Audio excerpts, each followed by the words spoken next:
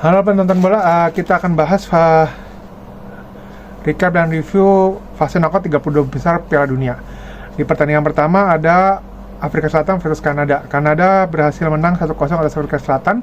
Otomatis Kanada lolos ke babak 16 besar. Lalu di pertandingan kedua ada Brazil versus Jepang. Di Brazil versus Jepang ini Brazil menang 2-1. Babak pertama sebenarnya 20 menit pertama Jepang punya intensi untuk menyerang ya.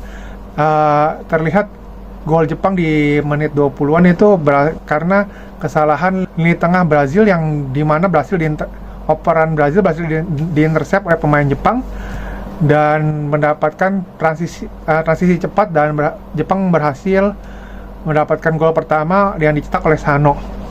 Nah setelah itu pemain Jepang mundur ke belakang dan menambahkan strategi low block. Dan ketika ini pemain Brazil pun sulit membongkar pertahanan low block mereka karena jujur pertahanan cukup rapi dan rapat ya. Dan Vini di kiri dan Raya di kanan tidak bisa melakukan tidak bisa masuk ke dalam kotak penalti ataupun dalam kombinasi. Cunha pun terisolasi di tengah karena hampir ada 11 pemain di kotak penalti Jepang. Tapi anehnya di sini, setelah unggul 1-0 ini, Jepang tidak punya intensi untuk menyerang sama sekali. Ketika mendapatkan bola, mereka langsung membuang ke depan. Tidak ada skema counter yang jelas. Setelah babak pertama berakhir, melihat itu, Ancelotti berubah sedikit menurut taktik Brazil ya. Di babak pertama yang Brazil yang bermain bola-bola pendek dan operan-operan pendek, berganti menjadi crossingan dari sayap kiri dan sayap kanan. Sayap ini berfungsi untuk melebarkan pertahanan Jepang yang tadi rapat dan rapi, mereka menjadi sedikit melebar karena otomatis mereka pemain bertahan dari sayap ini harus sedikit keluar untuk supaya crossingannya tidak masuk ke dalam pertahanan, ke dalam kotak penalti Jepang.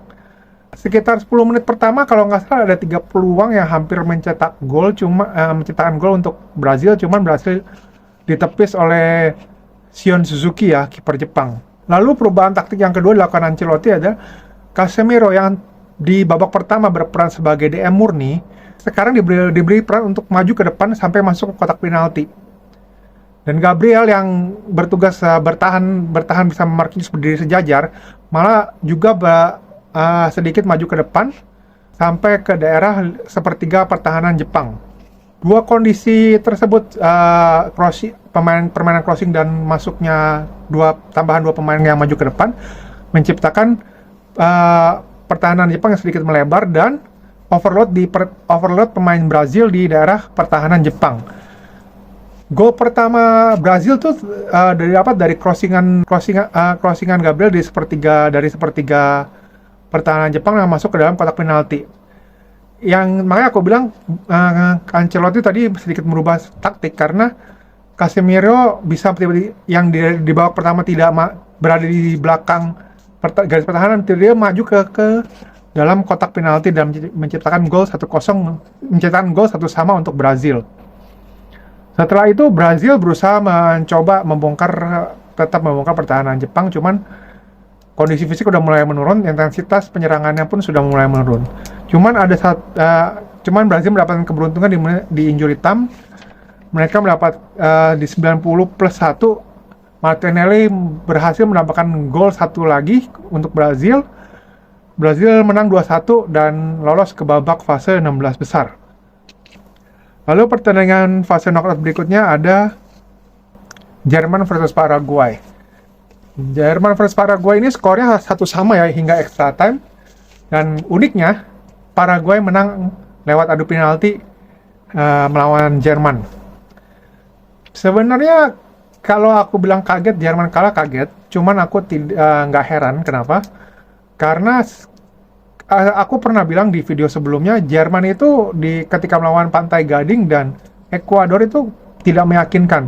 Ketika 2-1 melawan Pantai Gading tuh permainan mereka tuh tidak meyakinkan dan bahkan harus sampai injury time mendapatkan gol tambahan untuk mengamankan posisi di klasemen di grup penyisihan. Lalu melawan Ekuador tuh mereka kalah ya 2-1. Dan puncaknya adalah ketika melawan Paraguay mereka kalah lewat adu penalti. Lalu pertandingan berikutnya ada Maroko versus Belanda. Maroko berhasil menggebuk Belanda. Kali ini juga sama lewat adu penalti. Yang sedikit aku catatan di pertandingan ini, Maroko mempressing Belanda terus-menerus dari babak pertama. Yang anehnya, Ronald Koeman merubah formasi dari 4-2-3-1 yang berjalan ketika melawan Tunisia dan Swedia di babak grup penyisihan, merubah formasinya jadi 3-4-3. Ini terlihat sekali formasi 3-4-3 ini mereka kalah overload di lini tengah. Jadi ketika apalagi formasi 3-4-3 ini lebih cenderung bertahan ya, low block sekali ya, yang diterapkan oleh Koeman.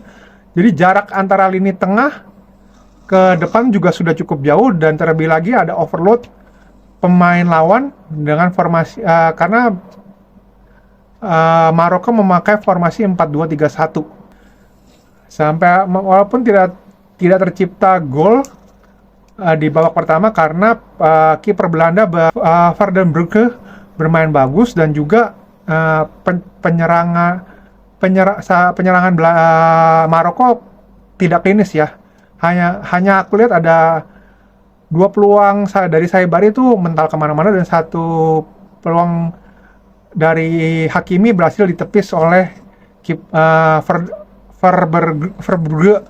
Setelah tengah babak, kayaknya Koeman melihat kejanggalan dalam formasinya. Dia akhirnya menarik Ake dan memasukkan Koop Meiners. Perubahan formasi ini menciptakan gol cepat oleh Belanda lewat transisi. Dan kemudian Gakpo berhasil mencetak gol pertama untuk Belanda, 1-0 untuk Belanda. Hanya saja setelah mendapatkan gol pertama, nah ini kejadian sama kayak Jepang. Sudah ketika mendapatkan gol pertama, pemain Belanda mundur lagi ke belakang menjadi low block. Kayak berbeda dengan ketika mereka melawan Swedia.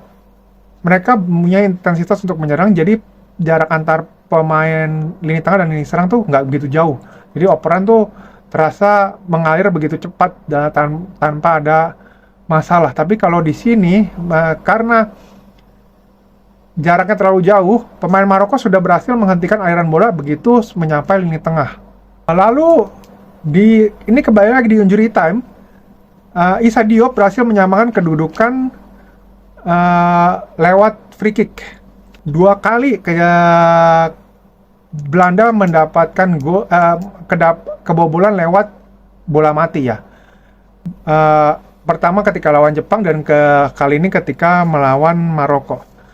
Aku cuman mau kasih tahu buat teman-teman yang fans Liverpool, permainan Van Dijk sudah menurun sekali. Jadi untuk musim depan, kalau aku jangan terlalu berharap Van Dijk bisa perform sebaik musim-musim sebelumnya, karena sampai extra time permainan tidak ada yang berubah, karena kedua pemain ketika satu sama sudah berhati-hati dan menunggu sampai extra time. Akhirnya sampai ke babak adu penalti. Sebenarnya di babak adu penalti ini, Bono kiper Maroko dan Verbrugge kiper Belanda ini berhasil menepis beberapa tendangan ya. Kalau nggak salah aku ingat 2 buat tendangan, ataupun mereka pun berhasil membaca walaupun ada yang kebobolan. Cuman ada satu kesalahan Verbrugge yang gagal menepis, malah bola menggelinding terkena badan dia ke gawang. Jadi menurut aku itu salah satu yang membuat mereka gagal menang di penalti. Selain Justin Kluivert tuh gagal mengeksekusi penaltinya ya. Otomatis Maroko berhasil lolos ke fase 16 besar ya, dengan menang adu penalti atas Belanda. Lalu ada pertandingan Norwegia melawan Pantai Gading. Norwegia menang 2-1 atas Pantai Gading. Kembali lagi hal menjadi kunci kemenangan Norwegia, karena kemampuan Haaland dalam menyelesaikan peluang itu luar biasa. Cuman yang mesti aku baru garis bawahi, sebenarnya di pertandingan ini perbedaannya nggak terlalu jauh ya antara Pantai Gading dan Norwegia secara statistik ya. Cuman memang faktor pembedanya ada di Haaland. Haaland lebih klinis dibandingkan para penyerang Pantai Gading. Yang mungkin aku bisa garis bawahi adalah ya seperti aku selalu bilang di video sebelumnya, pertahanan Norwegia ini bermasalah. Norwegia nggak pernah clean sheet dari penyisihan grup, walaupun ketika melawan Irak mereka selalu kebobolan minimal 1 gol. menurut aku ketika mereka melawan tim yang punya penyerang yang jauh lebih baik seperti Prancis, mungkin Portugal, Kolombia, Argentina, walaupun ada Haaland, kalau memang lini pertahanannya buruk, mereka bisa kalah karena bisa saja mereka kalah 2-1 ataupun 3-2. Tapi untuk saat ini Norwegia berhasil lolos ke babak berikutnya dan Prancis membantai Swedia dengan skor 3-0 ya. Ini tim udah kayak mesin gol, nggak bisa dihentikan. Ketika Dembele bermain biasa aja, Mbappe mencetak 2 gol lagi, dan Mbappe mungkin sedang beradu dengan Messi untuk pencetak gol terbanyak di Piala Dunia kali ini. Kedua pemain sudah mencetak 6 gol. Lalu Olise juga sudah mencetak rekor dengan 5 assist. Swedia benar-benar dikurung ya, jadi bahkan untuk mengalirkan bola ke daerah pertahanan Prancis pun begitu sulit. Ketika misalnya mereka sudah di-pressing dari awal lewat kuartet penyerang mereka, kalau ketika itu lewat pun masih ada Rabiot dan Tchouaméni di lini tengah. Ketika Tchouaméni dan Rabiot tertembus, masih ada Saliba dan Upamecano. Bahkan aku lihat dua back sayap mereka tuh hampir nggak pernah turun ke belakang loh. Karena bola nggak ngalir aja ke lini pertahanan mereka. Kalau misalnya Upamecano dan Saliba pun gagal antisipasi, masih ada Maignan yang menurut aku bermain cukup baik, berhasil menepis sekitar 2 tembakan berbahaya dari Swedia. Terlihat dari berapa lapis pertahanan mereka sulit ditembus ya. Di depan kuartet penyerang sudah melakukan pressing, di tengah ada ada Tchouaméni dan Rabiot, di belakangnya masih ada Upamecano dan Saliba, dan kipernya masih ada Maignan. Yang menurut aku agak lucu tuh sebenarnya gini ya. Belanda yang terkenal dengan total football dan DNA total football dan lewat Johan Cruyff-nya, malah terbalik. Ronald Koeman bermain bertahan. Sedangkan Deschamps yang kita kenal sebagai pelatih pragmatis yang penting menang, malah bermain total football. Karena 4 penyerang mereka, Dembele, Barcola, Mbappe, Olise itu mau mengepres pertahanan lawan Swedia. Bahkan Mbappe yang katanya egonya sangat tinggi pun mempres pertahanan Swedia. Aku lihat kalau nggak salah ada sekitar 2 kali kesalahan ya Swedia tuh karena pressingan Mbappe. Jadi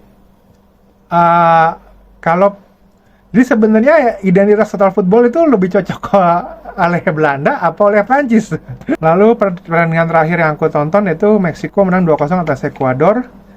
Ini Meksiko selalu bermain klinis ya. Aku lihat ball position mereka kalah dengan Ekuador, tapi peluang mereka jauh lebih banyak. Ya walaupun on targetnya cuma beda 1 ya, tapi peluang mereka jauh lebih tinggi daripada Ekuador.